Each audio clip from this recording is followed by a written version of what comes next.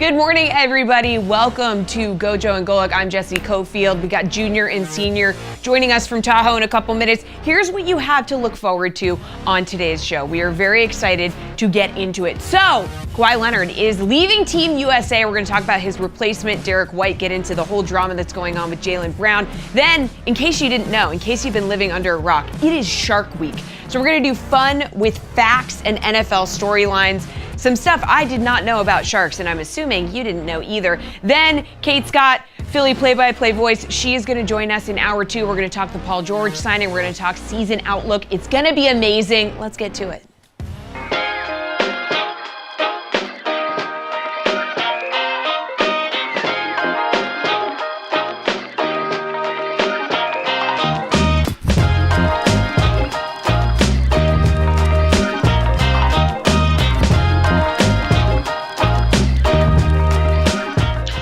What's up, everybody? Welcome to GoJo and Golic. Mike Golic Jr., Mike Golic Sr., and Jesse Cofield here. As Jesse mentioned, we are coming to you live from the Edgewood Resort in Lake Tahoe, the site of the American Century Championship that Dad's going to be taking part in here. We got a great show for everybody today. As always, make sure you download, subscribe, rate, review us, leave us a 5-star rating, and check us out every day live, Monday through Friday, 8 to 10 a.m. Eastern on the DraftKings network. And, yeah, Dad, it is an incredible setup here. First, shout out to everybody here at Edgewood for getting us set up this morning at what feels honestly like a podcasters convention out here. We saw Jason Kelsey and some of those guys yesterday, so it's good to see the podcasting world well represented in what's become a really fun event for golf that now you are back for your second year at.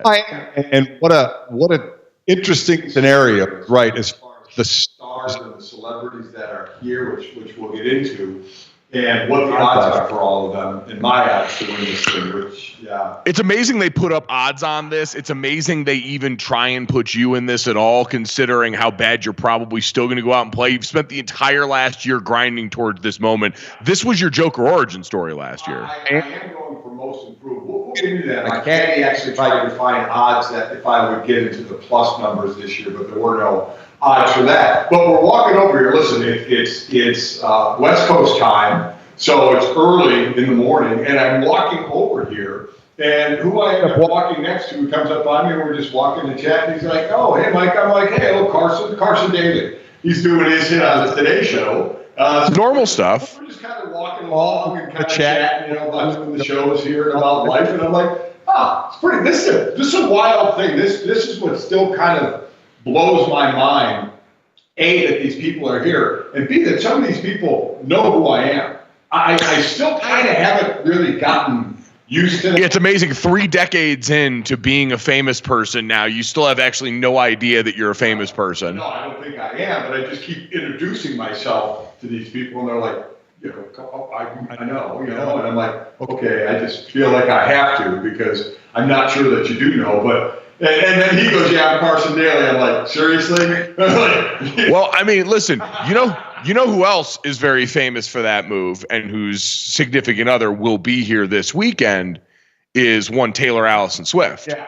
Very well famed for introducing herself both to fans, at concerts, people in real life. So really borrowing a page out of the book of one of the best. Yeah, and that's probably the show this year here is Travis and Jason Kelsey both being here. Maybe. This is Jason's first time. But we were at an event last night, outdoor food, trucks, entertainment. It was really, really nice. And I remember mentioning to you guys, I said, what if Travis walked in with Taylor right now? I know she's overseas, but what that would have done to that party last night. It would melt. And again, done? That's what I want to know. I would have. Mike, that would have been a tough call. Would have played it really cool. I don't know what you guys are talking about. I would have been really dialed into that one. Totally fine there. Because again, there's a lot. Like we saw Colin Jost was there from Saturday Night Live. Brian Bumgardner from The Office was there. Rob Riggle was there when we were walking in. Here's the thing, though. Hearing this story that you're saying about introducing yourself to people, even though everybody knows who you are and is famous, if I, as a non-famous person, had to guess how those kinds of interactions would go, I would guess that there was some kind of like a secret handshake that famous people just know, right? And that's the way that you introduce yourselves to each other. You just sort of have this knowing gleam in your eye and you look at each other and then you do your little secret handshake. And you're telling me right now, you're bursting my bubble and telling me that there is no secret handshake. No, there is none. So much so, Jesse, is I saw Carson yesterday from afar, so I didn't get a chance to talk to him like I did this, coming to do the show here. And this is such a different element. We're used to seeing Carson daily on the show, the Today Show and all that. Well, I see him yesterday. He's with his family. That's the one thing about it. Everybody's kind of here with their family. So the way we normally see them, Doug Peterson, who I've known for years, he's rolling around with his family.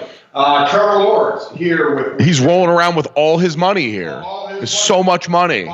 He just looks like wealth. But that's the big difference. You don't see them in their element. You see them in a very relaxing. And NBC does a really good job, or at least this is what they want, is to invite the people that are good to fans, because this place it's sold out for all the days here, and they want interaction. And they've had celebrities in the past who didn't or were a little standoffish, and they don't get invited back. NBC doesn't care. Yeah, you don't have to be good at golf. You just have to be nice to people. Yeah. True that, and we're going to get into that and much more in a minute. We are having some technical difficulties, so we're going to go to a quick break, and we'll be right back. We'll get that straightened out, and we're going to hear all these amazing stories.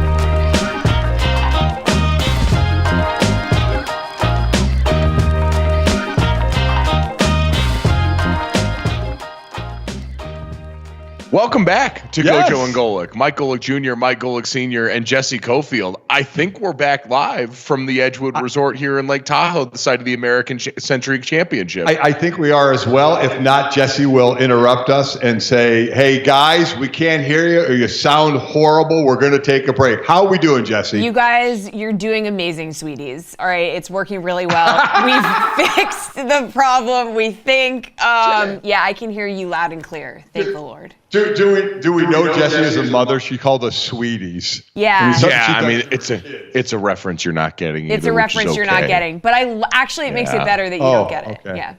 It is. It's a beautiful, beautiful thing. And it's a beautiful thing that we work through this on the fly. This is live podcasting in a remote location, and we're all doing our absolute best right now, like you're going to try and do this weekend. So we were talking before, when people may or may not have been able to hear us, just about the experience out here. It's been incredible so far. I know you got to do this for your first time last year.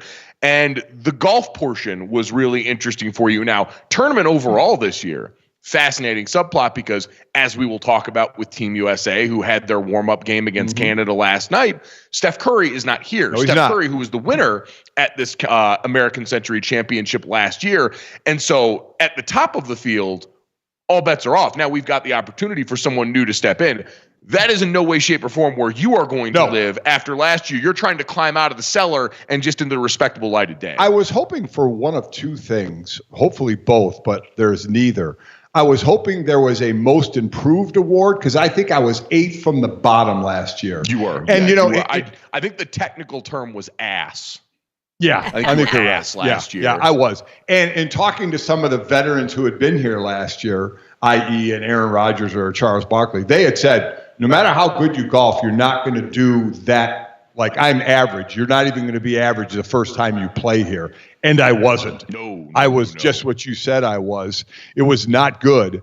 So I wanted to be, first off, I want to be most improved, but there's no odds for that and no award. But still, in my heart, I want to be able to look at the scores from last year to this year and say I was most improved. And I think there should be an age thing. There should be a category, like Steph won it last year. I mean, had the hole-in-one, beat Marty Fish, who I talked a lot to Marty Fish yesterday. He is the favorite. I was going to say, he's the favorite this year. Marty was, he finished, second or third last year? He finished second. He was the one that on the last hole, that person yelled in his backswing. Yes. And they actually brought that up in the meeting last night. They brought out this big burly security guy who was former SWAT. Oh, hell This guy was a monster, and the guy who was talking was hilarious. He's like, listen, if anybody hears anybody yelling or anything, make sure you tell the scorekeeper that's with you so we get on the phone so Big Dave here can get him out. Oh, I mean, did they really call him Big Dave? Because his name is Dave, and he is really big. So it's not an ironic. It is not an ironic. Tiny. No, not at all. And let me tell you, Big Dave, it's his world. Hell yeah. That dude was a monster. So yeah, they actually brought that up. How would you equate Big Dave to Big Dom for the Philadelphia Eagles? This guy was a little bigger. Wow. All right. This guy was Andrew Whitworth. And a little bigger than thicker than Whitworth. Okay. I mean, so the tournament is in great hands. Oh, in great hands. So they talked about that as well. But yeah, so Marty Fish is now the favorite. Steph Curry going for as we're going to get into USA basketball, going for his first gold medal, as USA is trying to win their 5th consecutive gold medal, which they're going to do. But, there's going to be drama along the way. Yeah, no, there is definitely going to be a little bit of drama there, but certainly some here. So overall, going into the week, we mentioned last night was fun because everyone's rolling into town. So we saw Andrew Whitworth and Jason Kelsey, my former teammates, Kyle Rudolph and Harrison Smith out here. You mentioned Doug Peterson, Trevor Lawrence. There's a bunch of the A-Rod, Alex Rodriguez is here, a bunch of movie people as well, as you mentioned. Got A-Rod out here. I'd imagine just looking resplendent, incredible tan, even though he's he's coming off all that time in Minnesota, bantering back and forth about ownership of the Timberwolves. Right. So lots going on there. How are you feeling going into this now? You mentioned all of the most improved stuff that you wanted to do. You have put a lot of work into this over the last year. Luckily, I got a caddy. I remember last year you wanted a caddy for me. I'm two things. First, yeah. You did. And there's no way you were carrying a bag for 3 days. And two, you don't know this course. Why the hell am I going to let you caddy and trust what you say? Listen, I want to make this abundantly clear.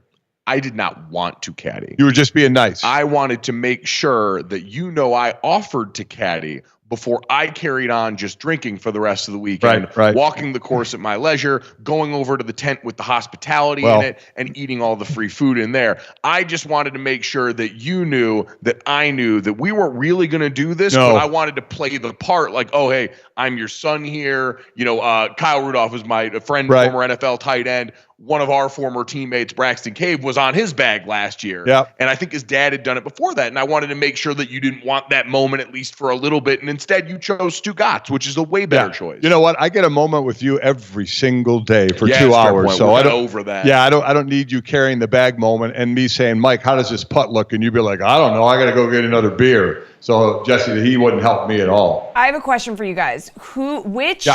Which celebrity, non-athlete celebrity, are you most excited about, like, hanging out with? Well, last year I got to hang out a lot with Colin Yost. And he was super nice guy. And he hangs out with all the Harvard guys. He went to Harvard. Ryan Fitzpatrick is here. Yeah. And there were other guys. So my son-in-law, Ben Broniker, who went to Harvard, he's going to love it when he meets all these guys because they were just walking. Colin and Fitzpatrick were just walking together at the party. I'm like, do you guys, Harvard guys, have to hang out together? He's like, yeah, you want a shirt? You want to join us? I said, yeah, just as long as the shirt said Harvard was my safe school. I said, I'm cool with that.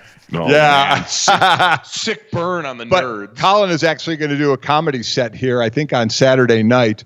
But yeah, because you're right, Jesse. People always say, oh, man, what athlete is the one that does it for you? I said, it's not. It's usually the entertainers or the actors that I look forward to. I was going to say, last year you got to golf with your and my mom's idol in Ray Romano the very first day. That was a dream come true. We watch, Chris and I, everybody loves Raymond every night. We love the show, love Ray Romano. And they had me paired with him on Friday last year, and it was fantastic. Ray was incredible. There's the whole, at the end of it, 17 and 18 of the fun holes. Boats are pulled up to the side of them. There's a bunch of people there. It's the closest that you get to like waste management in Phoenix in terms of the environment. And Ray goes over there and gets on the mic, and his sons are right there next to him. And he goes, I have 3 very eligible bachelors here as sons. They're all going to come into a great inheritance here. If any of you ladies are out here looking, and I look over at his boys, I go, how often does he do that? And they're like, every time. And his oldest son looks at me and he goes, I cannot stress this enough. I'm engaged, and my fiance does not like this bit. So we have a full weekend full of plenty of that we're looking forward to here. We're just getting started this morning. Coming up next, we'll take a look at Team USA and some shocking news on the roster front for this team that broke yesterday. Next on GoJo and Golic.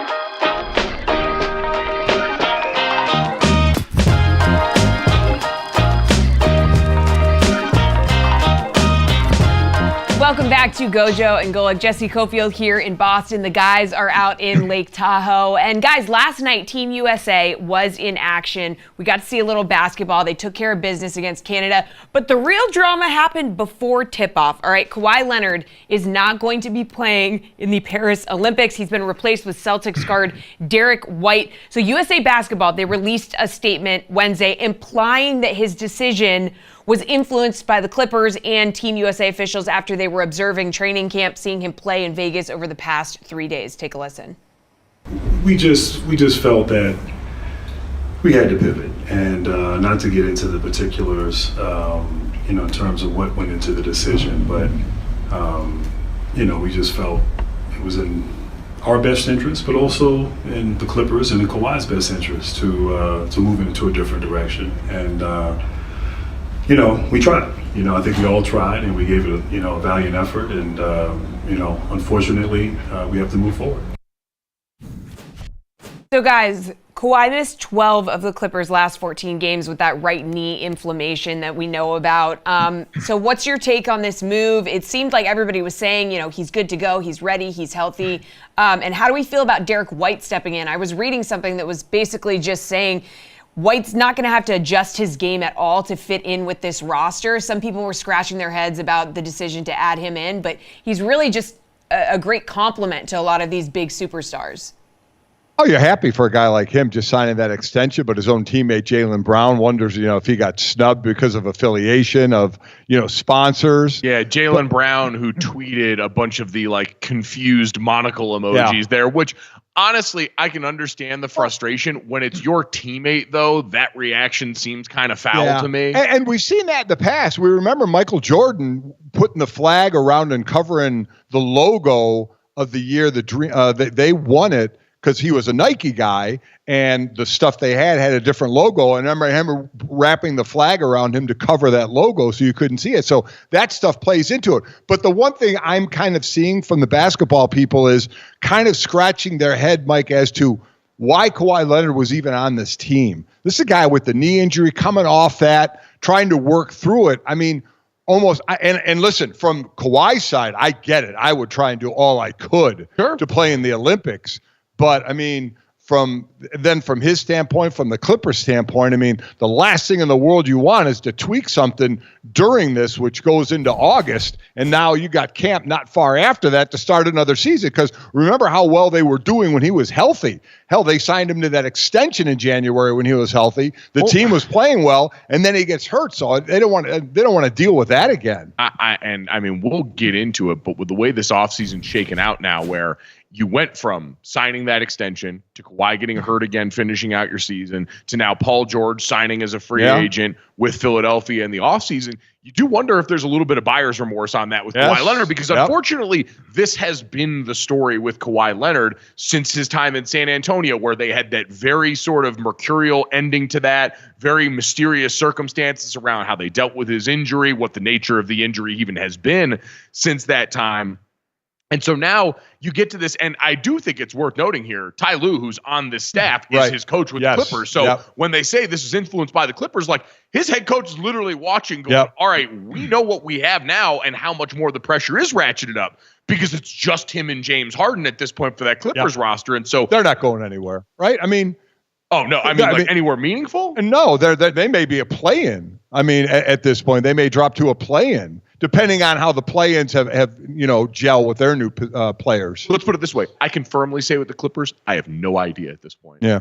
They could be a top 3 seed in the Western Conference, or they could be a team in the play-in. It's all variable, because at this point in their careers, I don't know night in, night out for an 82-game regular season into a postseason what you're going to get from James Harden and Kawhi Leonard. And the biggest question is Kawhi Leonard's health. You want to talk about how new players may gel, how they're going to do, how the season is going to go. To me, the biggest question is if and when Kawhi Leonard misses time. Kind of what we said in Philly with Embiid. If he misses time, at least they're in better shape because they have Paul George now. Just be healthy for the playoffs. As far as the game, this is a team they beat in Canada. They beat them by 14 points, started slow. U.S. missed their first 6 shots. They got 17 turnovers in this game, which is not shocking for guys who are, playing the NBA but haven't played together all that much. But Canada is a team that's probably going to medal. I mean, you look at that backcourt. They have SGA. They have Jamal Murray. They have RJ Barrett on the team as well. I mean, it's a pretty good roster for them. So they played a team right out of the gate. Again, a slow start who's probably going to medal. So a nice test for them right out of the gate. But to me, there should be no doubt this team wins gold. Yeah, no, I think that was the encouraging sign. Is we caught a bunch of this game live last night, and for a little bit it was a single-digit margin, and then Team USA started to pull away. Joel Embiid doesn't look like his best self yet, still knocking off some rust. And I think just in general, this team we know is talented enough to make this happen. Derrick White slotting in, like we heard from Jesse, he's used to being a role player on a team full of incredible stars. He offers you incredible defensive prowess for some of these teams that they're going to face. But yeah, ultimately, I think this always felt like shuffling deck chairs on whatever the reverse of the Titanic is, where success was the only outcome for Team USA. But now the ripple effects to this seem to be far more about the upcoming NBA season. So Anthony Edwards leads the way with 13 points. Anthony Davis has a double-double. Best option. And the thing is, this is why I love Anthony Edwards. Him saying I'm the number one option, but also he came off the bench. So and he was cool with it. Yeah. He understands. So I love the guy's personality. I love his attitude. I love his confidence.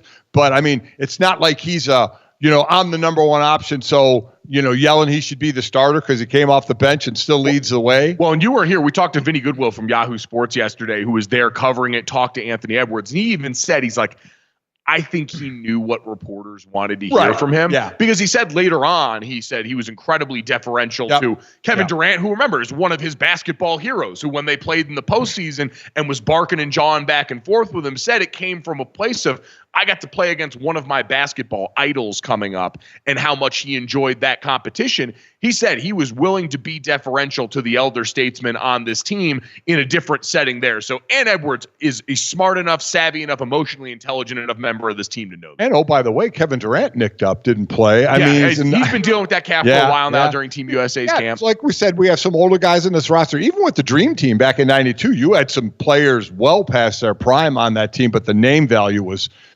unmatched without question, just like you have some aging veterans on this roster as well.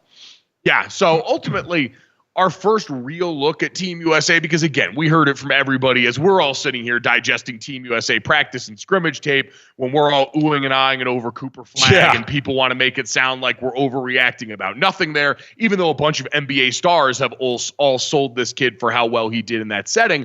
This was our first look at real live action, as you pointed out, against quality competition. And it's exactly what we expected. What we saw last night gives us no reason to believe anything other than Team USA should bring home a resounding gold as they play their way into shape, as some of their stars that are working their way back in off of injuries or being nicked up at the end of the NBA season now get their chance to go out here and don red, white, and blue. Yeah, it'll always be interesting, too, with the lineup, how you break that up to get all these guys some time. The starting unit's probably going to be what Steph Curry, LeBron James, Joel Embiid, Kevin Durant, if he's healthy enough.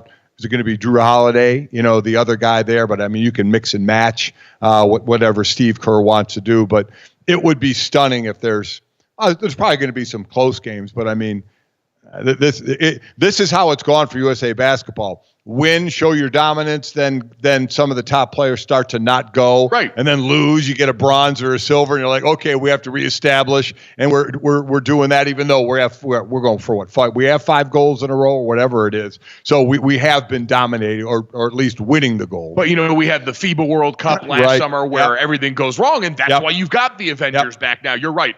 The cycle for Team USA basketball has always been pretty consistent in call and response. The minute everyone else feels like they're getting a little bit too comfortable, all of our best guys get all that pride welled up in them, and they go and they try and make it happen. So Team USA men's basketball got off to that start last night, and it always feels good when it's against Canada. You guys, we appreciate your maple syrup and your kindness. We're sorry you can't win any Stanley Cups, but we still got to go out there and remind you what's what here. Coming up next, though, let's get into the ever-moving cycle of the U.S. men's national team in soccer, as a big move was made yesterday. Greg Berhalter out. Who goes in to replace him? Next on GoJo and Golic.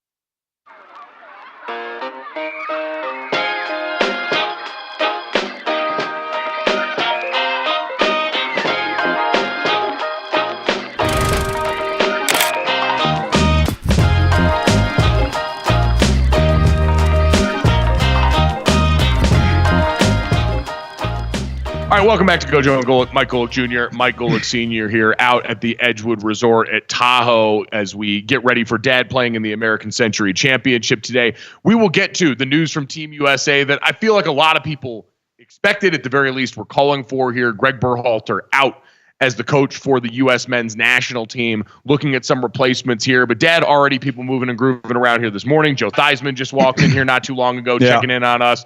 And I already heard you two griping, and this is the level of copium that my dad's on right now, where they're sitting here going, they really need a 60 and up division for this. They do. You guys are trying to advocate for the American Century Championship Senior Tour. Yes, the Champions Tour. Joe, last night, they have a meeting the night before this thing gets going, and we're all there, and they go over everything. And Joe, for the last 20 years, has been trying to do that. So they gave him an award last night for like 70 and over. Oh, wow. Because he was the only one that was that old. So that was pretty funny. So he was around here. One of the funny moments last night is dude that's talking about everything for this. Dude that's talking about everything.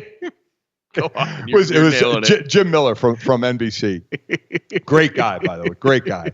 So he's talking about Steph Curry winning it last year. Sure. And I did not know this, and nobody else really knew it in the room.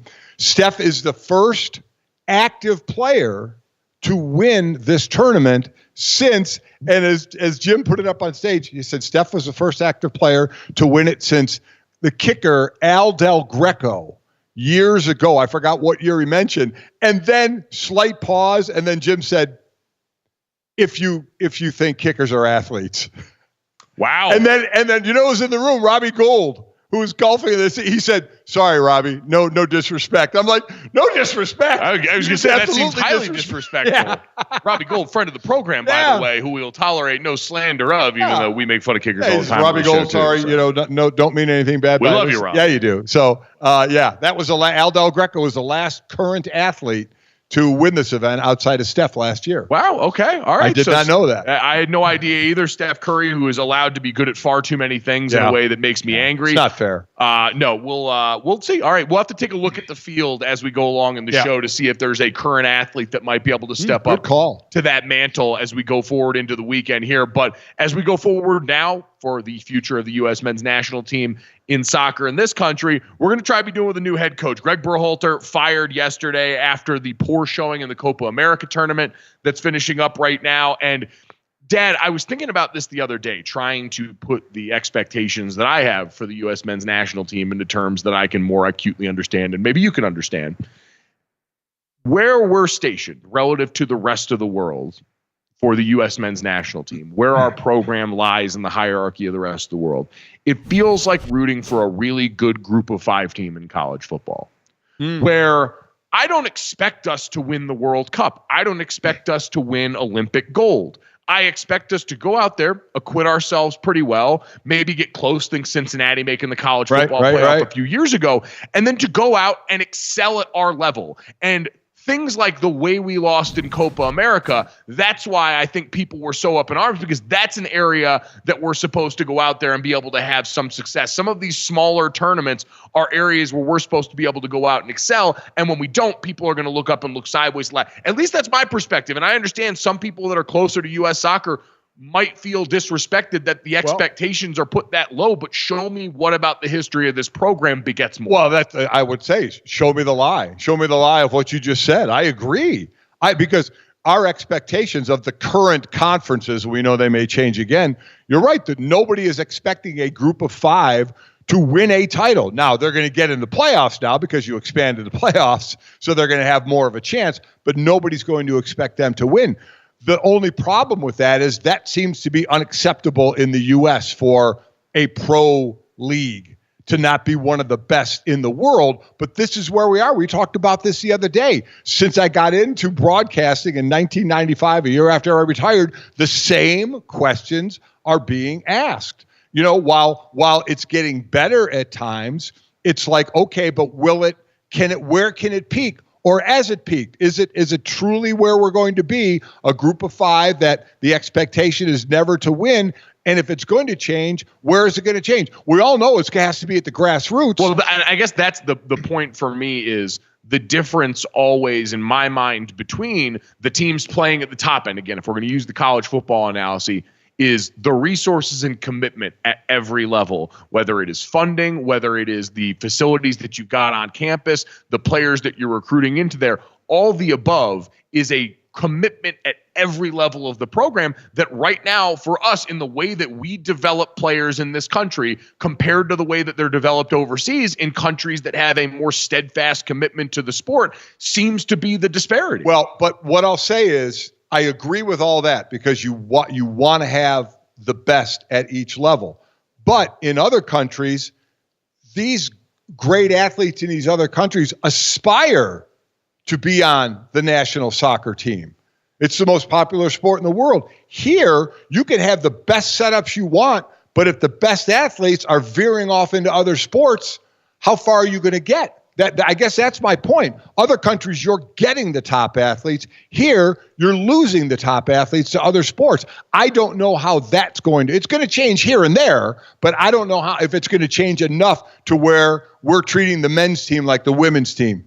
I do wonder how much the head coaching position is going to change all this. Certainly, everybody, the name on the tip of everyone's tongue since the beginning of this conversation has been Jurgen Klopp, Jesse. It's been people trying to stare out at him and some of the other guys. Thierry Henry, friend of the program that we met at the Super Bowl, potentially having his name thrown around in that too. So I don't know how realistic any of that feels compared to some of the names in MLS, Jesse. Well, guys, actually, there's a report that came out that said that U.S. Soccer has made contact with Jurgen Klopp. So, is it realistic that they're going to be able to get him? Probably not, but they're doing their due diligence. They're reaching out. So I don't want to say there's a possibility. He did wish us a happy 4th of July. Okay. Jurgen Klopp went on Twitter and he tweeted happy 4th of July, America. And everyone was like, that's it. He's the next U.S. coach.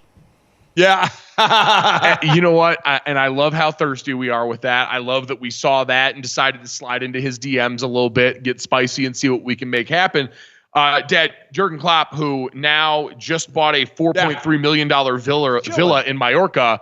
It's kind of like the Cliff Kingsbury effect where I would love it so much, even as someone who wants to see U.S. men's soccer succeed. I would love it so mumuch if he told everyone to kick rocks and he just decided to hang out in the villa and be cool. It seems like he's at the position we see a lot of football coaches.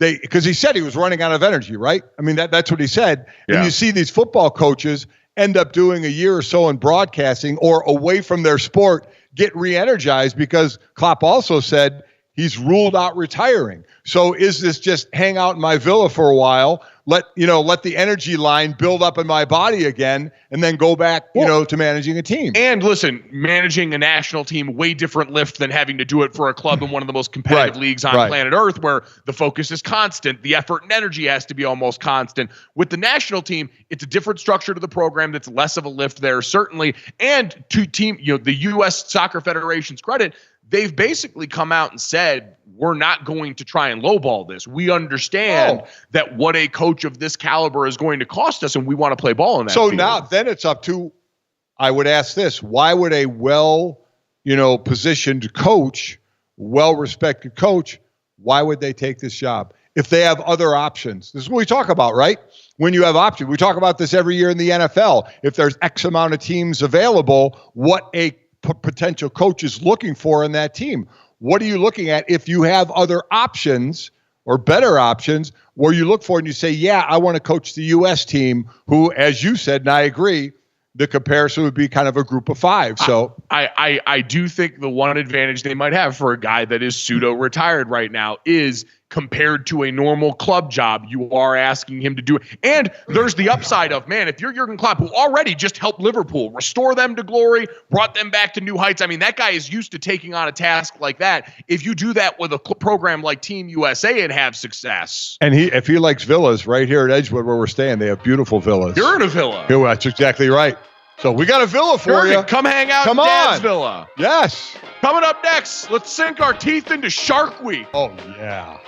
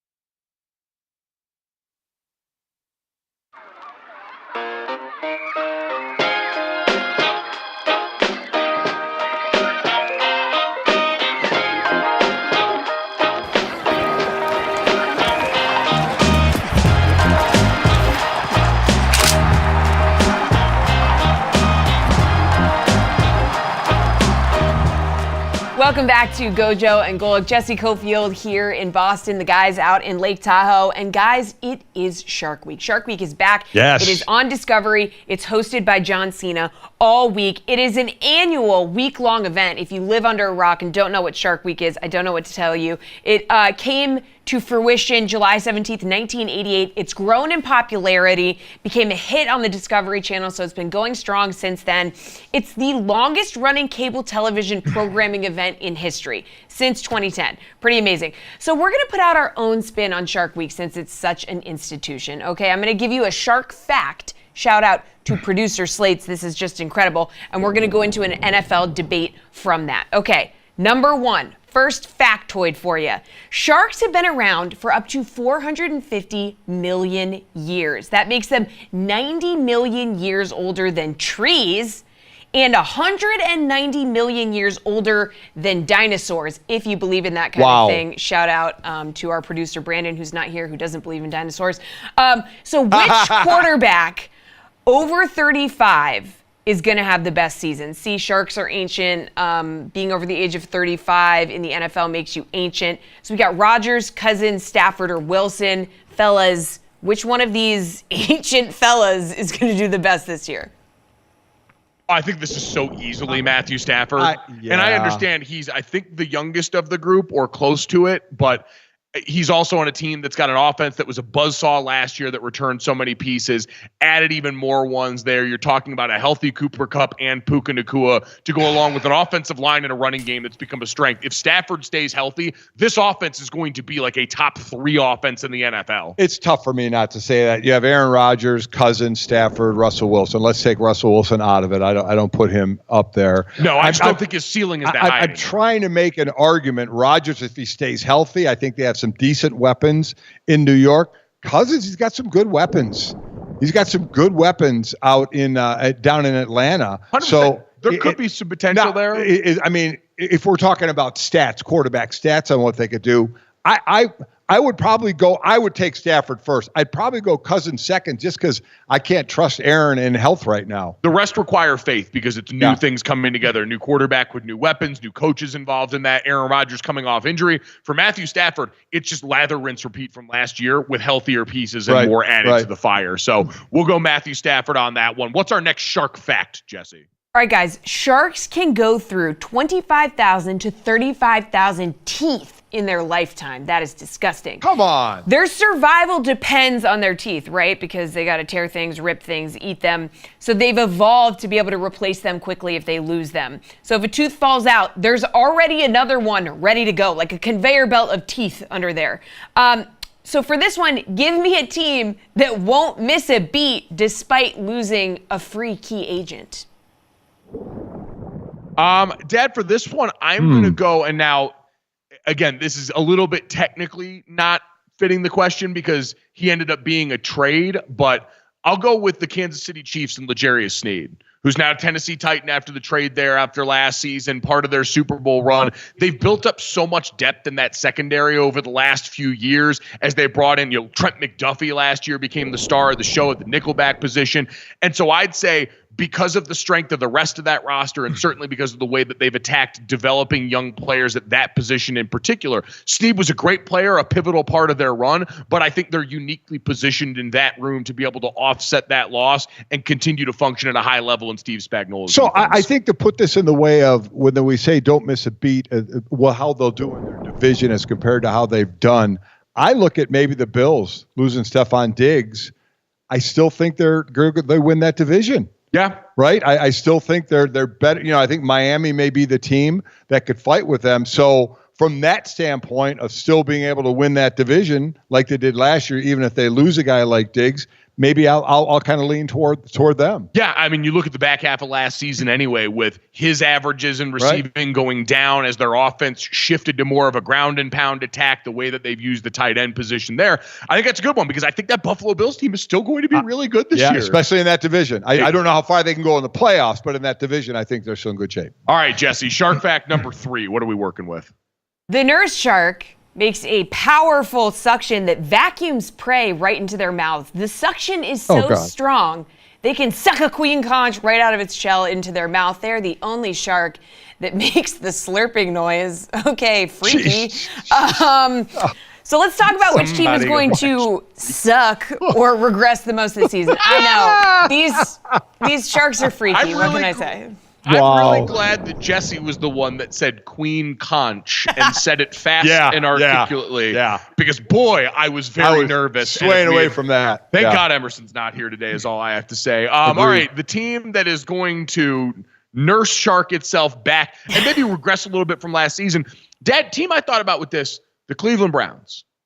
You look at a team last year that with Joe Flacco at the helm, who we saw here, who is a hoss, by the way. Joe Flacco here at this tournament. Man. What an absolute unit that guy is. Dude is a handsome monster. As all get off, too. Yeah. Shout out to Pretty Boy Joe. But you look at last year, what they managed to do, Dad, in spite of all the injuries. And now walking into this season, you've got your top 3 offensive tackles who all finished last year with knee injuries. Your top running back who was out last year with a knee injury. Your quarterback you paid $230 million guaranteed to, who hasn't shown you a whiff of being worth that thus far. Brian Callahan, your offensive line coach, is now with his son, Bill Callahan is now with his son Brian in Tennessee. And so all of those things together to me give me pause in a division that just got a top 4 quarterback in the NFL back in Joe Burrow in Cincinnati and has a Baltimore Ravens team that I think is still going to reload pretty nicely. I think the team, and I've said this before, and I'm sticking with it, it's going to regress a bit, is the Dallas Cowboys. You've been consistent. They've gone to no running game at all. Dak, just in that walking boot of which he says that's just precautionary, no issues. But you're talking about if the possibility if Dak isn't 100%, the defense, we've already heard their own players talking about they struggled against the run. Yeah, we've got Cowboy defensive crime right now. So for a team that's won in double digits the way they have, I think they regress a bit. All right, Jesse, shark fact number 4. Thankfully, we're done with the sucking. What do we got? Yeah, well, you never... No, I'm just kidding. Epaulets are the only sharks that use their fins to walk on dry land. So some other species of shark can walk along the ocean floor, but these fellas can crawl nearly 100 feet on dry land and survive hypoxia, so the deficiency of oxygen, for 2 hours. I would call the police if I saw a shark walking on the land. Which player who changed teams this season might be like a fish out of water here and maybe have a tough adjustment period? So the one I thought of initially, Dad, was Keenan Allen. Yes, that's making his exactly move where I over to was the going. Bears because he's going to have a rookie quarterback who I think can get better as the season goes along. But you're going from Justin Herbert, who I understand people have strong opinions about, but still a guy who's much more seasoned, who he had that repertoire with or that accord with, and who is still one of the best players talent-wise in the NFL. I want to make sure we get to the last one. I agree with Keenan Allen. I may throw Russell Wilson in there as well on how he, even though he's been not great, 2 years ago, see how he does in Pittsburgh. But I would agree with Keenan Allen. All right, let's finish off with shark fact number 5. Jesse, what do we got? All right, guys, the goblin shark has the fastest fish jaws in the ocean. It's the only shark that has jaws that extend forward, speed of 10 feet per second. You can only see this by the human eye in slow motion. So which wide receiver has the best hands/catch radius in the NFL? Wow. I'm going to go Devontae Adams on this one. I just think, again, last year you look, and I went and looked up the drops numbers. He was actually tied for 6th most drops with 8 in the NFL, but on 175 targets. And we know what the quarterback situation looks like. Spent a lot of last year with the young guy in Aiden O'Connell at the helm. And he's just always been a guy that seems to be able to go up and get it in any circumstances. Short, intermediate, long, wherever you want it. Devontae Adams has been that dude for a while. Tough for me not to go Justin Jefferson in Minnesota. Yeah, listen, you could take a few receivers on this one. You said wide receiver. We could do pass catcher and bring in, a Travis Kelce to that as well. But I would probably go Justin Jefferson. Bottom line of all this in Shark Week is it just reminds me that I will not swim in the ocean. That is their area. I will stay out of it. I respect them. You do your thing in the ocean. I'll be in the pool. Yeah, no, y'all got this. The ocean, I got a healthy respect and fear for my opponent in there. Like Jesse said, they've been there longer than dinosaurs. Well longer than dinosaurs. They came in, they staked their claim, and until we figure out a breathing apparatus for down there, I'm good on that side. Coming up next, we're about to get even better. One of our great friends and one of the most important voices in sports going to stop by and talk about the 76ers upcoming season next.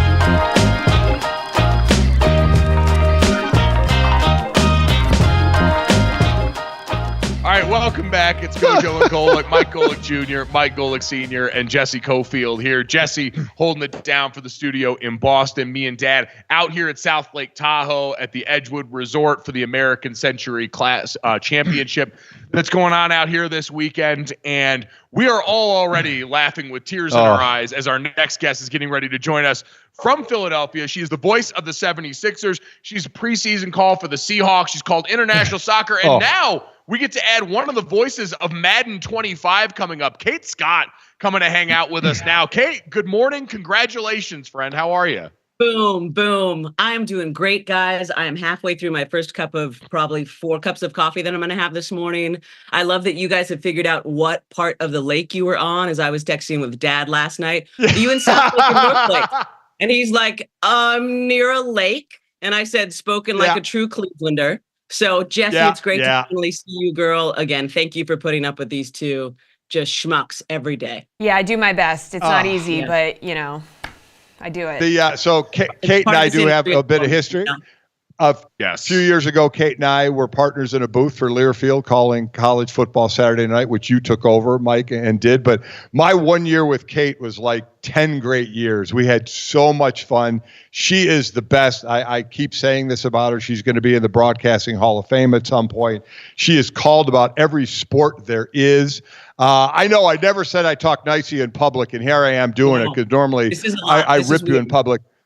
Yeah. So I'll make it weird now, Dad. I'll stop because this is really the strange. true Kate. I'm starting to sweat a little right now, but okay, keep going. So I'll bring it to what it was right before we came on. Kate asked, "Are we cussing or not in this show?" And that's the Kate I know and love right there. We said, "No, this is live or not." So that's the true pro, knowing when to dial it back and when she can get away with something. So exactly impressive. So Kate, this whole Madden thing, I mean, you were one of the announcers on the Madden game, which is an unbelievable honor. You had to sign an NDA. You couldn't say anything. Take us through the process of you had to keep this from basically everybody. I know you didn't keep it from your wife. There's no way you can do that and survive. I did actually think about it because she's not the best at keeping secrets, Mike. So I was like, is it possible for me to work for 2 years in my own basement, probably loudly on certain days, and not have her know what I'm doing? And I decided that probably wasn't going to happen. But yeah, I mean, I kept it from you, and you were one of the first people I wanted to tell because I don't get this gig if we don't call that season of college football together. And I hope you can see it. It's front and center. That's me and Golic. We were at Georgia. I think that was like week 3 or 4, but calling football with you taught me that I could really call it and loved calling it, because before then, whoa, yeah, go down too close on my face. There you go. There's Golic and me. There we are. You would think like 4 years after the fact I would have a frame by now. No, I've got more important things to do. But I do have a great 5 head. Let's see if I can just get my forehead in the shot now at this point. But calling football with you, because before then, as I like to say, I called lady games. They're like, oh, let's have a lady call a football game. And it was, week 1, UCLA against Northwest South Dakota, Texas State, and it would be 45-0 in the first quarter. So there's no rhythm to it. I'm not really sure if I like it or if I can call it. But that season of football with you, Mike, I was like, oh, I love calling football, and I think I'm pretty good at it. And the auditions actually took place in the summer of 2022, just like every other job.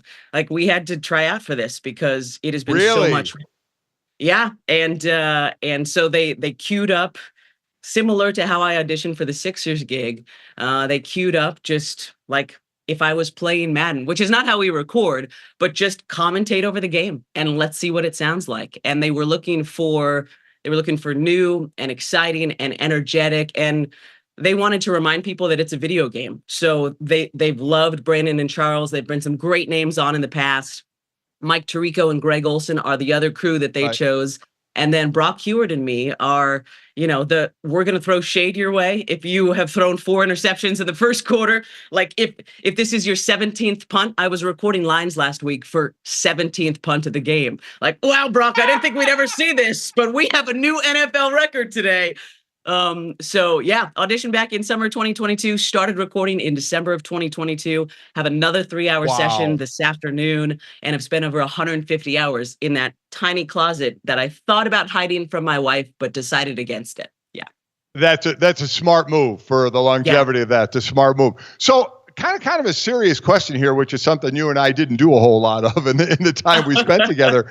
But you have, again, to your credit, you have broken through ceilings for women in broadcasting. So, and this is another one. How do you take that in going forward, especially for other women in this business? Yeah. Well, yeah. I mean, we didn't do too many things seriously, but I think you couldn't probably tell at this point, Mike, and Junior too. Like, I have never done any of these things to be a first.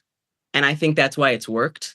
Like, I absolutely love what I do. I, like Jesse, have been obsessed with sports since I was a little girl. It was always me and all the boys on my street playing sports after school, whether it was on the hoop at my house, we had bases spray painted in the street. We got street hockey gear one Christmas, like, hey, Timmy, you get that goal. I'll ask for another goal. Somebody asked for sticks. So this has been my normal for as long as I can remember. And I have thankfully got to work with a lot of guys like you who just see me as a broadcaster who happens to be a woman. But I also take it extremely seriously because I don't want to be the only. I understand why I'm the first, but I hope that I open a path for so many other people who don't look and sound like the broadcasters that all of us grew up listening to, who are other people who love sports, maybe haven't seen themselves reflected in whatever part of this industry that they have wanted to do. But because of something I've done and hopefully done really well and done with a lot of kindness, the people who are doing the hiring are going to think, okay, like we hired that crazy chick from California and like she didn't suck. So maybe we should hire that dude who we didn't consider before, Like, let's open our minds just a little bit. And the same with the audience. Like, I've had so many wonderful conversations with Sixers fans the past few years who have been honest, which I love, who've come up to me and be like, bro, I hated you when you first got here. I was like a chick from California, like F that. Like, go back to the West Coast, go back to Tahoe. You know what side of the lake you're on. Like, just get out of here. But I gave you some time, and I appreciated that you didn't force yourself on us. You just kept being you, calling games, doing podcasts. And I started to like come around to you. And now my son and I love watching you and love your energy and stuff. So it was a really roundabout way of saying, I don't think about it very often. But in the back of my mind, I know what I'm doing is important. And if I continue to do it really well, it'll mean even more. And there's no doubt you've done it at an incredibly high level now for a long time. It's been so much fun to watch and listen to. Before we get to the 76ers part of your job, I guess the last one for me on the video game front, what's been the coolest part about this? Whether it's been part of the process and someone you got to meet there or someone you've heard from since the news has gone public, has there been sort of that moment where even you go, man, I'm in freaking Madden. This is insane. Well, maybe it was what we were talking about just before I came on, that the first ever station that I interned for back in Fresno, California, apparently, finally, after 35 years of me being in this industry, Madden was what put them over the top to do a 24-second feature on me and use maybe the worst picture I've ever seen of me on the internet. So that might have been it. No, but the cool thing has been hearing from a lot of people like Mike, who I've worked with in the past, because that's really important to me as well. Just the respect of everybody who I've worked with, and just people who, from my first internship 20 plus years ago, from my first couple of jobs, have said, we're so excited for you. Like, we know you're going to be perfect for this. We're so proud of your work ethic. And we know how hard you work to get here, and that this isn't a flash in the pan, even if for some people it's overnight success, 20 years in the making. So that's been cool. And then, just Mike and Greg and all these guys in the NBA, Kevin Harlan and Mike Breen, and all these voices that I grew up, idolizing and thinking they were the coolest thing ever. Now that they know my name and text me after cool things like this happen, that means a lot. Yeah, I bet it does, from someone who was looking for a chance to do something, for someone now who is top of mind of all the execs to do the jobs you're doing. And now you have the one now for a few years with the 76ers, play-by-play there. And that team, we keep waiting. Last year, you run into Embiid getting injured, but and I want you to talk about Tyrese Maxey, who is just, I know you really dig that guy and what he's such a bright kid with a great future. But talk about getting Paul George now and what you believe that's going to do for this team. Yeah, I mean, it's massive. He was the big fish this offseason, right? And I think that, I know you guys have talked about it a bit here already. Think he's the perfect complement to the two guys that are already the big stars on the Sixers. Joel Embiid, one of the best big men, if not the best big man in the NBA. Tyrese Maxey, one of the best up-and-coming point guards in the NBA. And then look at this guy. You've got Paul George, who hit career highs last year in field goal percentage and three-point percentage and free throw percentage, and really wanted to come here. I think that that's the most important thing, because this is not an easy place to play in any sport. It's not an easy place to be a broadcaster. You've got to earn it. If you're not playing great in a game in the second quarter in November, Sixers fans are going to let you know. Like, they're going to boo you back to the locker room, whereas that might not happen in other spots. But I just think his two-way versatility, how he fits with Joe and Tyrese, the fact that he's a great defender as well and can defend at least 1 through 4, maybe the 5, depending on what team the Sixers are playing. I think it is a massive get, and I don't think that's the only one. I mean, Caleb Martin bringing Andre Drummond back, the best backup big that Joe has ever had in his tenure in Philly, but we saw it last year, understandably. If any team loses their superstar, like the Sixers lost Joe, it was too big of a weight just for Tyrese Maxey to carry on his own. And still, the guys did better than I expected them to do, thanks to guys like Kelly Oubre Jr., who have re-signed to come back as well. But that is a heavy weight to carry as a point guard in your 4th season. So now Daryl Morey in the front office said, okay, we know we need to prepare for the worst and hope for the best. So if Joe or Tyrese goes out, now we've got Paul George complementing one of those guys. And yeah, I mean, now it's obviously all got to come together on the court, and the guys have to stay healthy, but so excited about the moves they've made so far this offseason. Certainly want to get to Joel Embiid, but we've talked about Tyrese Maxey a couple of times in this analysis. When was the moment for you last year, Kate, when you were watching this team that you really thought, oh, okay, now this guy has found that next gear in terms of what he can be for this team? Yeah, man, it's been so fun watching his rise, Mike, because I covered the Golden State Warriors in the Bay Area for a number of years before I came out here to Philly. And I started working for the Warriors radio flagship station in year 2 of the Stephen Curry experience. And I arrived here in Philly year 2 of the Tyrese Maxey experience. And there's so many similarities between them. Not exactly their games. I'm not expecting Tyrese to go down as the greatest shooter of all time, but the work ethic, the fact that so many people have doubted him because of his size, because, he's not going to be able to shoot that well again this season. He's not going to play defense. He can't be that guy to take that next step. Remember, he was the 21st pick in his draft. And then last year, when Joe goes down, and it's tough, right? He's seeing coverages all of a sudden, all the doubles and triples that Joe was getting every game. Now they're coming at Tyrese for the first time in his career, and it's a lot. And there was games that were tough, but I will never forget. We're in Utah. We're in Salt Lake City. Tyrese that morning has just been named to his first NBA All-Star team. Still no Joel Embiid. We're in the slog of things that the first couple of weeks in February where we're all looking to the All-Star break, like everybody is exhausted at that point. Broadcasters, players, you're like, just get to the week off. And Tyrese got named to his first All-Star game and then went off in Utah for 40, 50 points. And it was like, okay, this guy knows that he has what it takes and he can be that dude if he just flips that switch. And I know it was a side-by-side with one of our national broadcast partners. And that was the game last year for me that made me think, okay. And then obviously game 5 of our first round series with the New York Knicks, where we're at the Garden, backs against the wall. New York's looking to close it out. at home, understandably. And Tyrese goes off and finishes it with a logo 3 with 8 seconds to go to tie the game and push us to overtime. I mean, those were the moments where it was like, okay, this guy, he may not look and play exactly like Stephen Curry, but he's got that killer instinct, and he's going to take this team very far. So there's him. Embiid is back, at least healthy now. Hopefully, you knock on wood, he stays healthy. Paul George. So where, in your mind, Boston, obviously the best team in the NBA, certainly in the East, obviously as well. Where is Philly there? How close are they now with this addition of Paul George and Martin and others to overtaking them?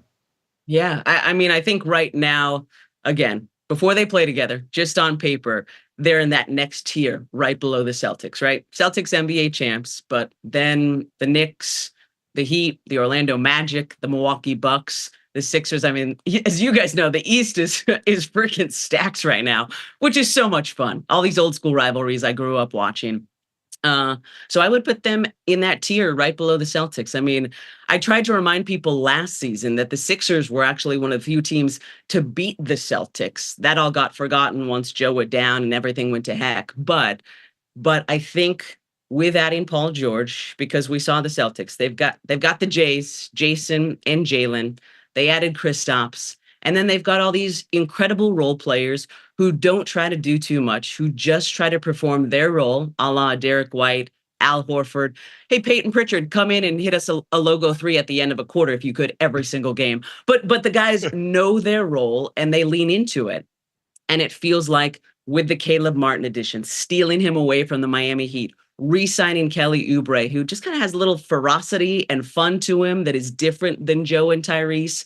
Signing Eric Gordon, I think that could be a sneaky good signing. Again, bringing back Andre Drummond. So yeah, I'm putting us in that tier right below the Celtics because I think the thing that thankfully we've moved on from talking about, this is only year 2 of the Nick Nurse tenure in Philly. And Nick is a phenomenal coach, already has 1 NBA championship under his belt.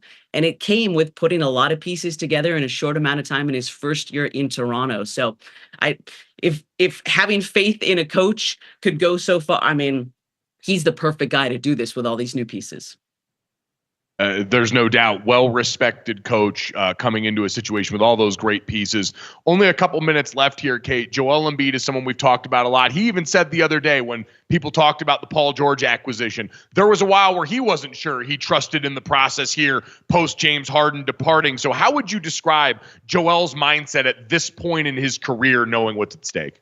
Yeah, I'm glad he was so honest, and I understand that. You know, I think we always, especially here in Philly, want our athletes to want to stay here forever. But maybe behind the scenes, things are being promised or said to you, and you realize that there's a finite amount of time for you to achieve the goals that you have in your mind, which I know all Joe has left at this point is winning an NBA championship and hopefully winning a gold medal this summer. Hopefully not fouling out in such a short period of time. But, you know, FIBA basketball is much different than the NBA. I remember calling that a couple years ago, that it takes a while to adjust to the physicality of that difference. But I think he's been through a lot. I mean, you guys think about it, even before the Ben Simmons and the James Harden trades of the past couple of years, the GM and everything that happened with the burner Twitter accounts, like before I got here, that dude has lived 20 and that dude has lived 20 NBA lives in the span of 10 years. But I think he's realizing that the leadership now goes so much more than just putting up 20 and 20 a game. Like you got to reach out to people. Apparently he was the one who called Andre Drummond and said, dude, are you coming back here? I know you're a free agent. Like, let's get you back to Philly. Let's do this again together. He, as Tyrese has said just before re-signing recently, Joel was the first guy to believe in me and tell me that I could do this. And we all know how far that goes when the superstar on your team is saying those things to you. So I'm hoping, I know Paul signed to a 4-year deal. I know a couple of other Caleb 4 years, but I think if we're all being honest, it's these next 2 years, right? I mean, it would be amazing if they could bring it all together this season, but if not, hopefully in year 2, because Paul's getting up there. Joe's getting up there. We all know there's a finite amount of time to strike while the iron's hot in any professional sports league. So I commend Joe for being patient. And now I'm just hoping that he has the best supporting cast that he's ever had in his NBA career. Now let's take whatever he learns this summer with so many champions in Paris and then put that into action this year here in Philly. Kate, you are the best. Love you. Thanks for coming on. Love you guys. Look forward to Thanks our for past having me. Let me ramble. Go Sixers.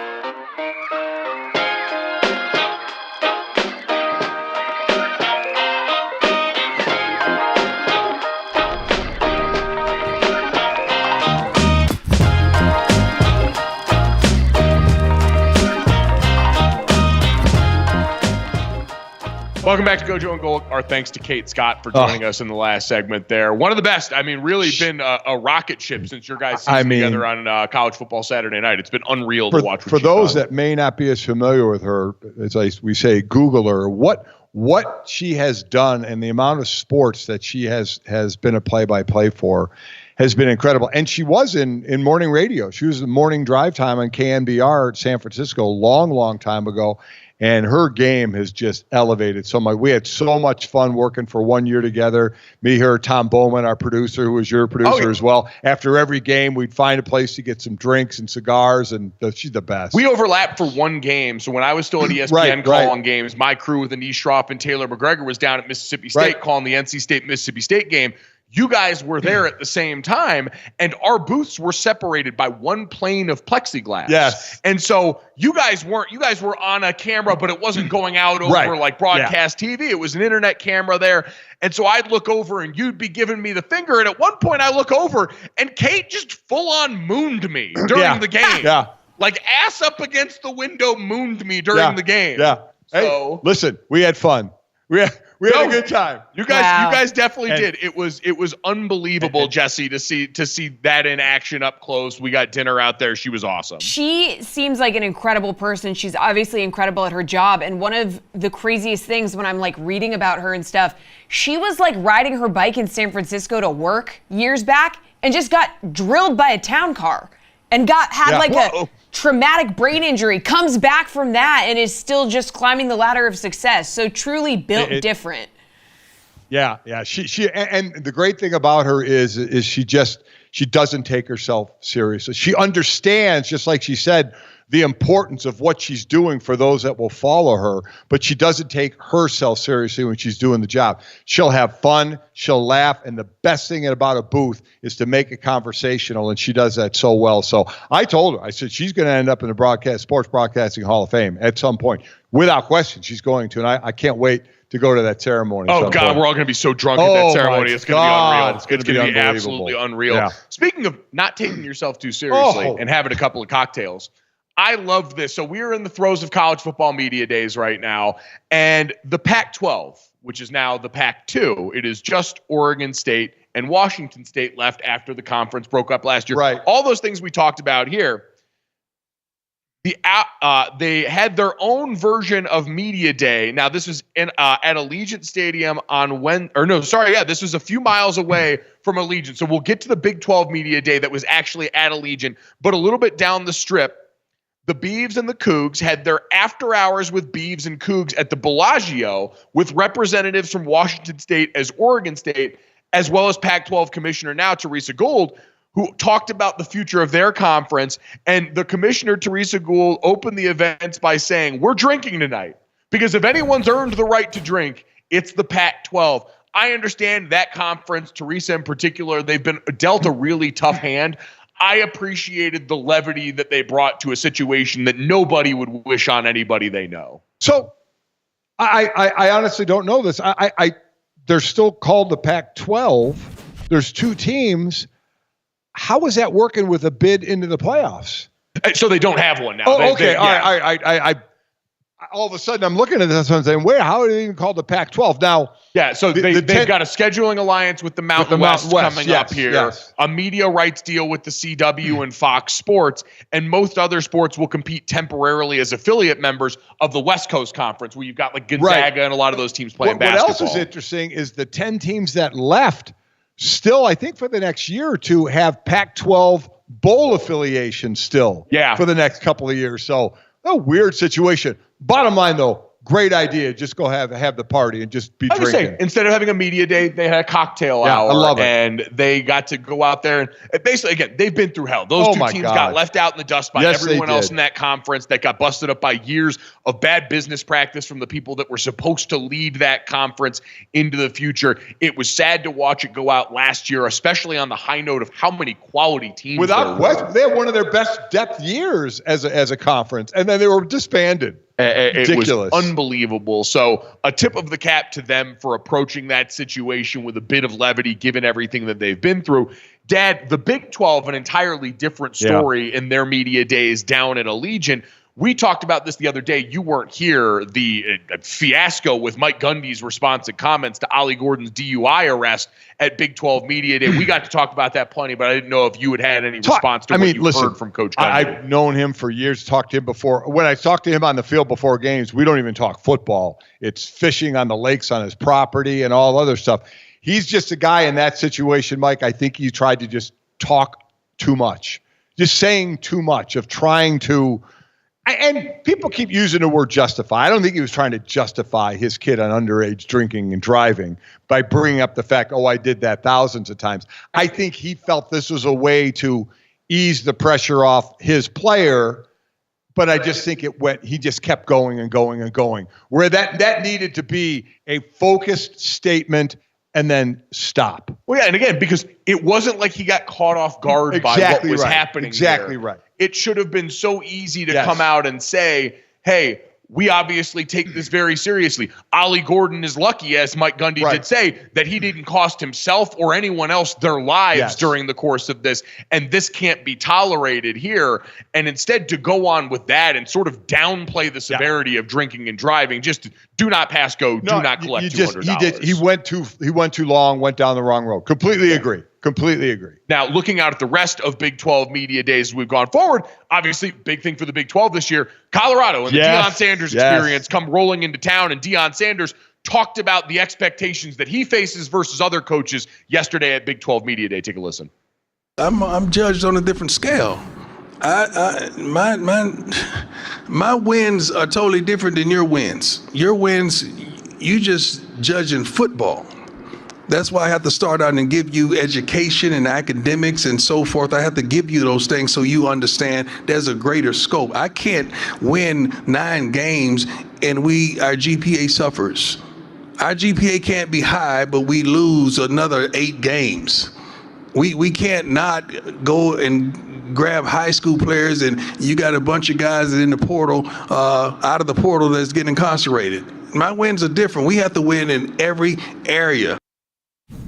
Yeah, don't agree. Yeah, no, I respectfully, yeah. And listen, I understand sort of what he's insinuating that Deion Sanders, and we've talked about this, there are differences when it comes to Deion Sanders being a prominent black man in this role at this particular juncture, but the spotlight is on him more. Now, he brought that spotlight on him as well. And you know what? He doesn't shy away from him. He's been doing it all his life, so I don't mean that in a bad way. But let me tell you, he wins 9 or 10 games. Oh, my God. They're going to love that, even if the GPA is slipping a little bit. It's going to be just fine. But my question, been a year, Mike, is the bloom off the rose? I don't think so locally for that Colorado team, because you got to remember where they came from, the amount of attention, the amount of support that program now garners. I would shudder to think that locally it's that, but now it's going to be different this year. They're not going to sneak up on anybody. It's not going to be like last year where they go into that week 1 matchup with a TCU team that fell back quite a bit from their national championship appearance, and all of a sudden we're surprised by all this. They are now, even without the wins, he talked about their wins being different. They had 4 of them last year. Right. They are a 4-win football team until further notice, but they're a 4-win football team that had constant media coverage, that had a documentary on Prime Video, that had cameras constantly in their building throughout the season where they were offering up content from in there, and have a quarterback in Shedeur Sanders, whose name is being bantered around for one of the top quarterbacks in the draft. They are not going to sneak up on anybody. And as we saw with the Oregons of the world and everyone else, they are getting an outsized amount of attention from teams based on their reputation, not so much the wins and even other coaches like Mike Gundy, he talked about this as well, saying, hey, he brings attention and notoriety wherever he goes, and he does. And that's a good thing. The cameras are on you. But as far as, listen, college football has been a big business for a long time. It's an even bigger business now. At the end of the day, it's about wins and losses. Yeah. He said, if they win 9 games, I promise you, if you thought the coverage of Colorado was wild last year at the beginning of the season, if they got 9 wins and are flirting with the college football expanded playoff down the home stretch of the season, we're all going to be eating pretty good in the broadcast industry here. Coming up next, we will get to more sports here on GoJo and Golic, because I didn't look far enough in the rundown to know what's next. I can't.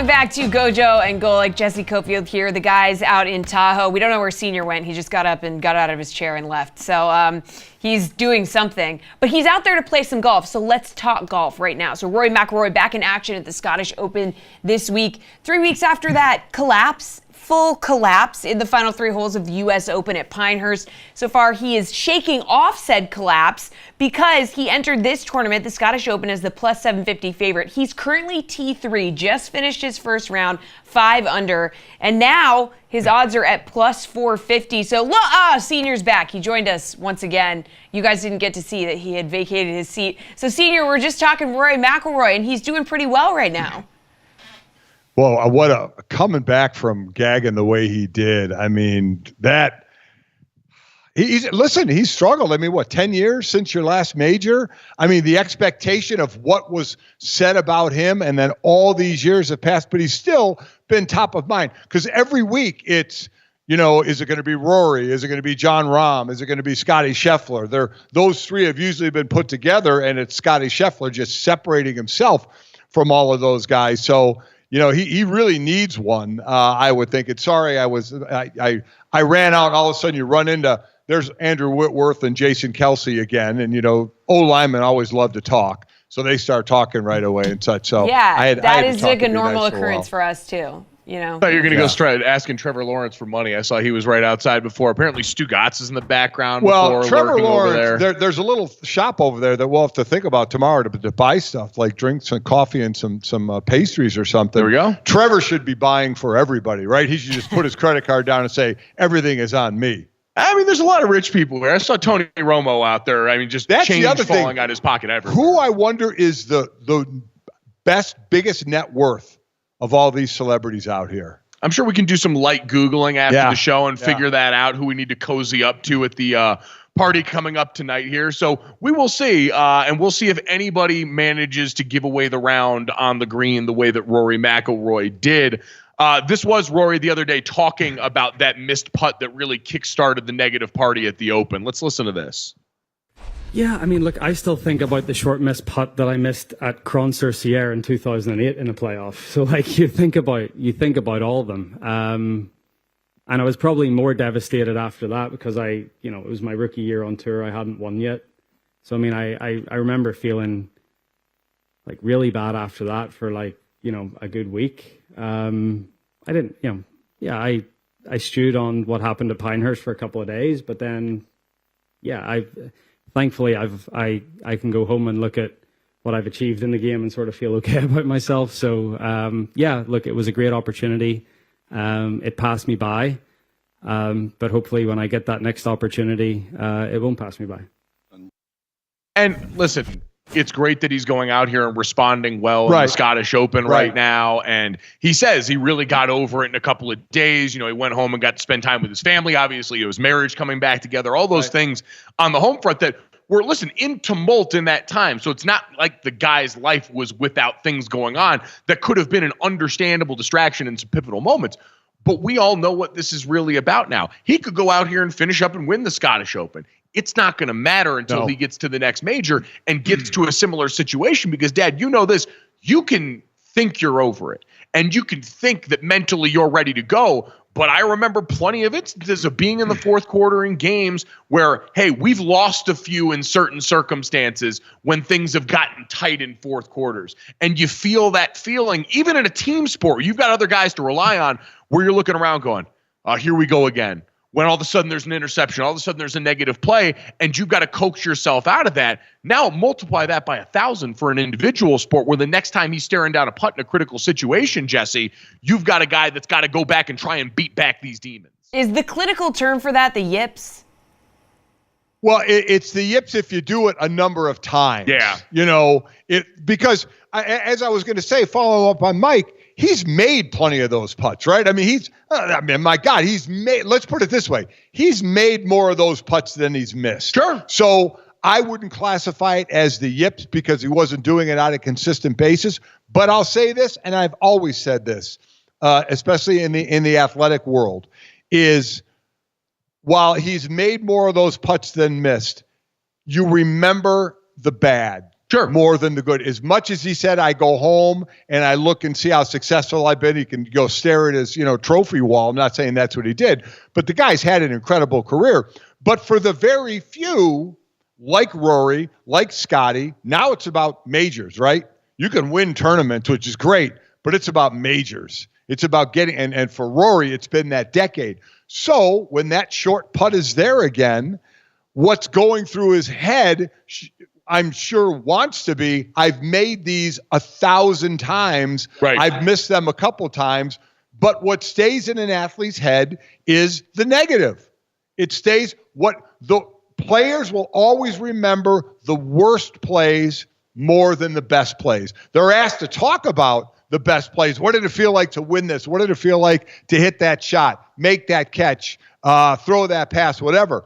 But you ask a player about, hey, what were some of your worst things? You're going to get an eye roll and you're going to get a sharp, vivid memory of their worst moments. And it doesn't matter. Like for me, going all the way back to high school wrestling. I mean, it lives in every athlete. Your bad moment, you will sharply visualize it way more than your good moments. Yeah, and I think for Rory, too, it's worth noting like you mentioned some of those other guys that now he's competing with here, where the guys on the Live Tour, when he's competing with them in majors, like, man, they get to be out of sight, out of mind for a large stretch of time here and come back on that. They're on a tour that's the 3-day legs, all the things that we know are comparatively lesser parts of the grind. But for Rory, when he was coming to prominence, it was coming off the heels of the Tiger Woods run when we were looking for new and next, and he was supposed to be that guy. Then he transitions into being one of the faces of the sport, so much so that when all of this live back and forth is going on, he's the one putting himself out in front. He's spent a lot of emotional and mental capital on things that are not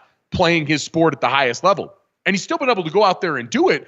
But now, as you get later into your career and he gets further away from those memories of success that are usually the fuel there, like we used to watch highlight rips of our games before other games. Like coming up, we called it mental edge before games at Notre Dame, where you try and watch some of those so you remember what it feels like to go through that. And I'm sure Rory's been mental coached out the wazoo at this point. Yeah. But the further and further you get from the memories of your success in those pivotal moments, I'd have to imagine it becomes harder and harder to draw on that. Without question. And then you think about the individual sports and the mental side of it. We talked about Coco Gauff. I was going to say, we saw her melt down the other day. We absolutely did. And just the reliance on the mental side of it and the mental edge and the mental fortitude that for a lot of times reaching that level is there. It's not like they don't have it, but there are those times when you see it weakened or a crack in the facade a little bit and you'll go, okay, they're human beings. These aren't robots out there who can just perform on cue. They're going to struggle at times, and we see it.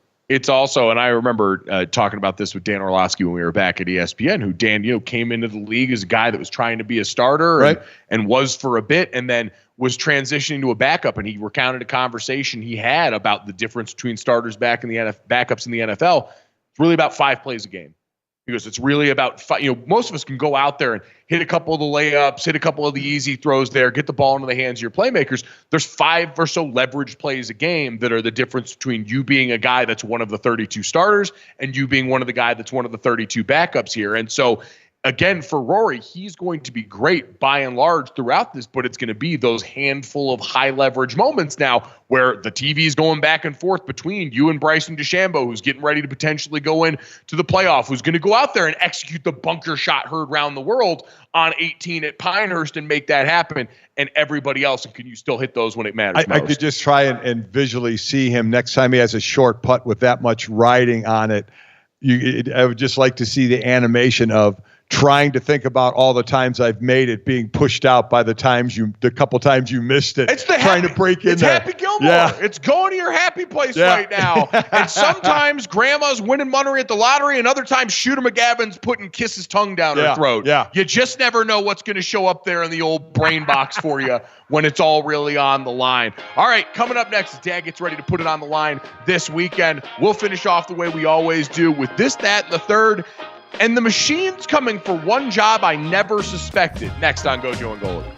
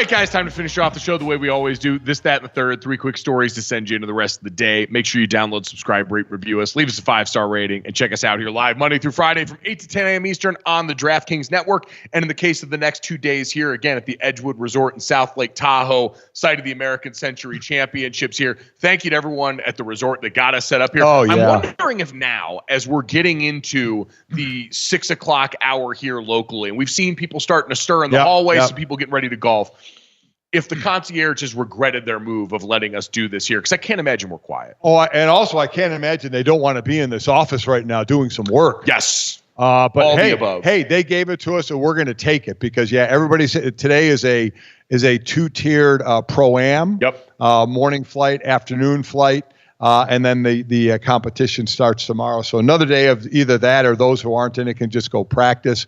We may go try and get in a boat with the family and check out the lake here a little bit. It's so nice. It's going to be great. It's going to be fantastic. Nice. So obviously, thank you again to everybody here. If you missed any of the show, make sure you check us out wherever you get your podcast. The best of GoJo and Golic airs from noon to 1 p.m. Eastern, wherever you hear VSiN on the radio. And if you miss us or any of our great guests, thank you to Kate Scott, Philadelphia 76ers play-by-play announcer, one of the voices in Madden 25, for joining us earlier. You can get that wherever you get our podcast or available right here on YouTube as soon as we get done.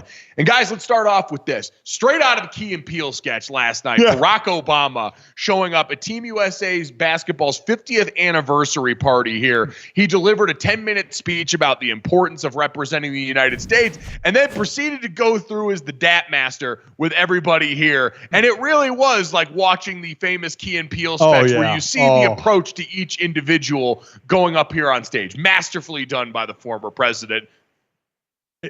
It's just so funny what kind of handshake he's going to give each player. It is absolutely hilarious. It is. I mean, he dapped up all the black guys and he shook the hands of the white guys. It's the case study from the sketch. I mean, we don't wonder if the sketch had to be in his mind, right? I'm going to do it just like Key and Peele.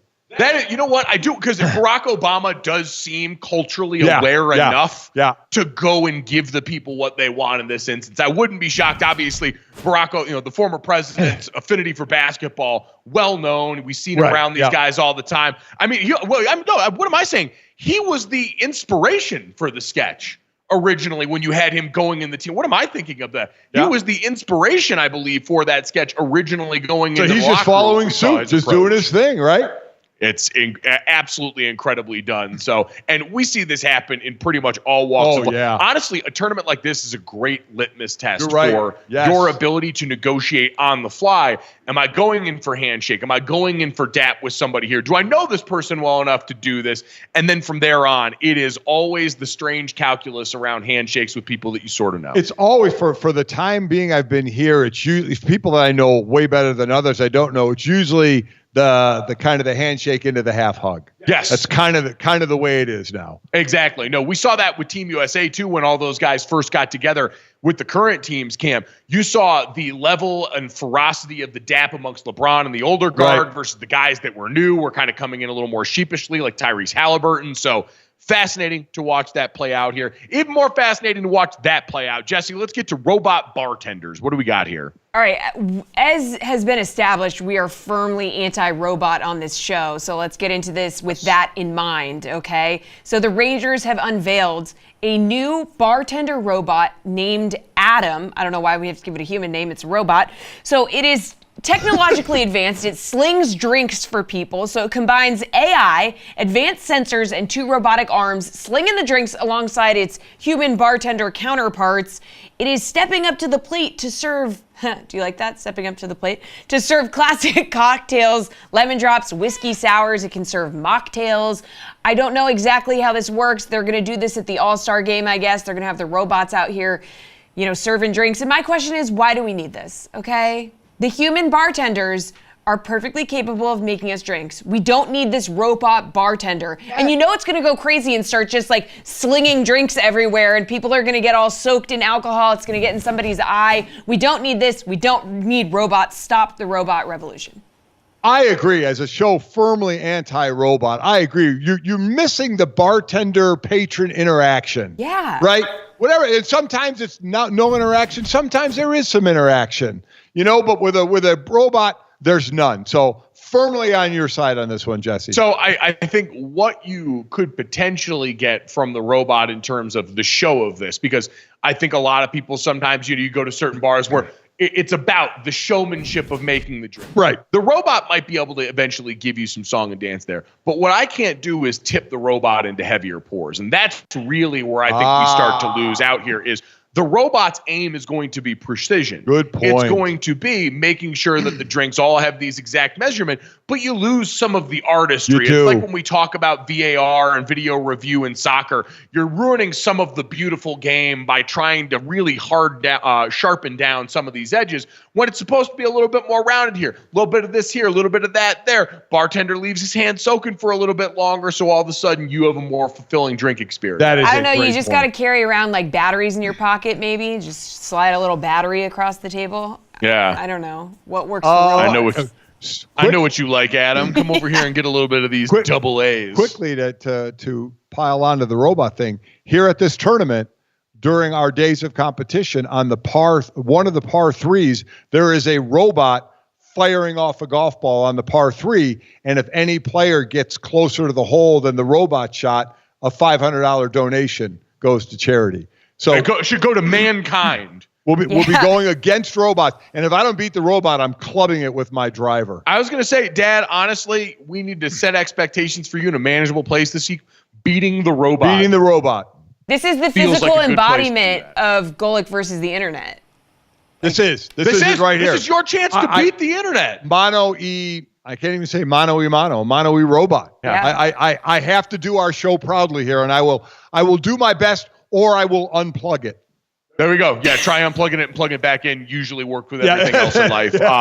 Didn't help us earlier in the show, but No, it didn't. Jesse, let's get to the third here in just one of the dumbest headlines known to mankind, actually, here. Yeah, speaking of not, doing things proud, and this is a situation where nobody's being done proud. So a Washington County man has filed a lawsuit against a Las Vegas dancer after he claimed a fraud scheme lasting nearly a decade, and it cost him more than $35 million. The lawsuit said Fred Brunner, he was going through a divorce in 2014, as one does, found himself at a gentleman's club in Vegas to smoke a cigar and have a few cocktails. He meets Melanie Sterling. She was a dancer, okay? Apparently, she made a significant amount of money off of him that night. Then, according to him, over the next 10 years, she proceeded to hoodwink him into thinking that they were in a relationship and getting money from him. Guys, I don't really know where to begin with this story. The only thing that's more embarrassing than finding yourself in this situation is then going ahead and suing the person for putting you into this situation, because it's clearly this man's fault. I'm also a little confused. Did he literally give her $35 million? During that time, she accepted multiple trips and a home that was funded by Brunner. He also claimed that he would send her money at her request, which again, that sounds like a skill issue. My brother in Christ, you were down horrific. Yeah. You got too much dip on your chip and you found yourself in a situation. And I get it. You're embarrassed now. But to Jesse's point, the most embarrassing thing is drawing more attention to this with a lawsuit that there is no way on God's green earth you should win. This, if it goes before a judge, the judge should stare at Fred, say, Fred, you're a dumbass, case dismissed. This is one of the dumbest things I've ever seen in my life. The talk around the country, I won't get into the political side of this, of cognitive tests out there that need to be done. This guy needs a cognitive test more than anybody on the planet to think that he actually has a shot at this. Fred, are you serious? Look in the mirror and move on, my friend. Yeah. Hey, Fred, you're trying to go and find a relationship in a place that's got readily available ATMs for the transactions involved. Man, I don't know what to tell you. This is a message out there to everyone listening. The strippers don't actually like you. They're there to do a job. Respect the profession. Respect yourself enough to walk into that situation with eyes wide open so you don't end up like our guy Fred here. We hope you use better judgment in terms of what you listen to. If you agree that us is part of that better judgment, download, subscribe, rate, and review us. Leave us a 5-star rating. Thanks so much. We'll talk to you tomorrow. Us or we?